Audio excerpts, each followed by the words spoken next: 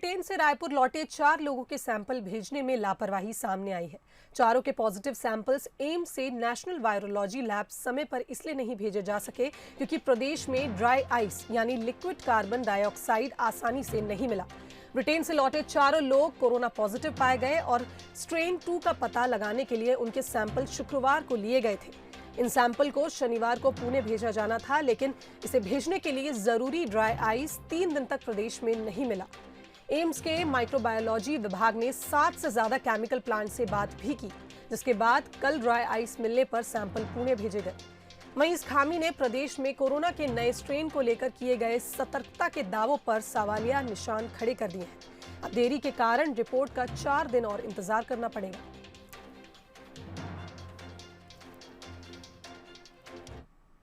इस खबर पर अपडेट के लिए हमारे साथ हमारे संवाददाता मोहन तिवारी रायपुर से लाइव जुड़ गए हैं। मोहन, नए स्ट्रेन की एंट्री देश में तो हो चुकी है, 6 लोगों में ये नए स्ट्रेन की जो नया कोरोना ये पाया गया है। वहीं अगर बात करें छत्तीसगढ़ की, तो छत्तीसगढ़ में 4 लोग संदिग्ध पाए गए थे, उनकी जांच भी की गई, लेकिन जो सैंपल थे वो समय से नहीं भेजे गए, जिस कारण अब 4 दिन और इंतजार करना होगा। क्या अपडेट है इस पर?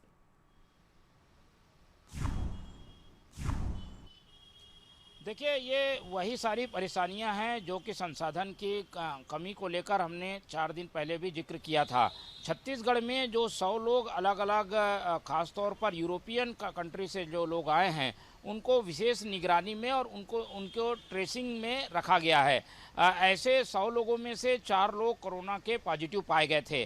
और जैसे कि केंद्रीय प्रोटोकॉल है कि जो लोग यूके से आए हैं और कोरोना पॉजिटिव के उन्हें पुष्टि हो गई है, उन लोगों की अलग से जो नए स्ट्रेन है उसकी भी जांच कराई जानी है। और इसके लिए क्योंकि छत्तीसगढ़ में ऐसी कोई सुविधा नहीं है कि यहाँ पर ये जांच हो सके, इसलिए पुणे के लैब में इनके सैंपल भेजे जाने हैं।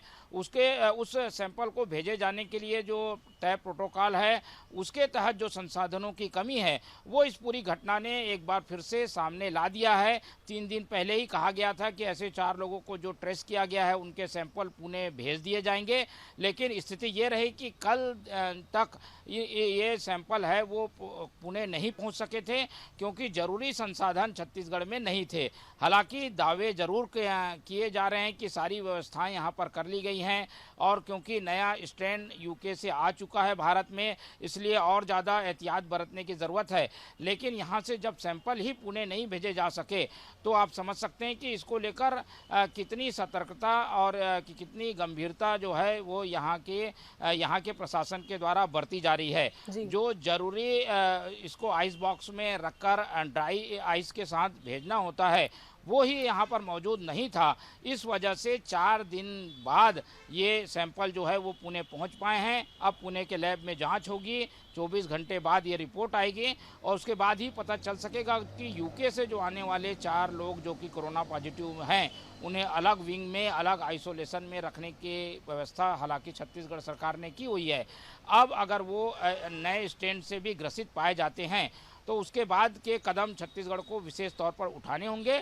लेकिन इसकी ये जो संसाधन की कमी थी उसकी वजह से छत्तीसगढ़ को 4 दिन पीछे रहना पड़ा। 4 दिन उसके बर्बाद हो गए। जो एहतियाती कदम उठाए जाने थे, जो कॉन्ट्रैक्ट ट्रेसिंग की व्यवस्थाएं की जानी थी, वो नहीं हो पाई है। तो ये गंभीर चूक भी सामने आई है और ये बताता है कि छत्तीसगढ़ में कहीं ना कहीं जो संसाधन की कमी है उसकी वजह से आम लोगों को इसका खामियाजा भुगतना पड़ सकता है। जी बिल्कुल मोहन, बहुत बहुत धन्यवाद आपका इस खबर पर अपडेट देने के लिए। तो जैसा मोहन ने कहा कि एक लापरवाही सामने आती है क्योंकि कई दावे किए गए थे कि नई स्ट्रेन को लेकर काफ़ी अलर्टनेस थी छत्तीसगढ़ में, लेकिन फिर देखने को मिलता है कि ये ड्राई आइस की कमी के चलते 4 दिन पीछे हो गया है छत्तीसगढ़। अब ये जो रिपोर्ट्स हैं ये 4 दिन बाद आएंगी और उसके बाद ही पता चलेगा कि नए स्ट्रेन ने छत्तीसगढ़ में दस्तक दी है या नहीं दी है।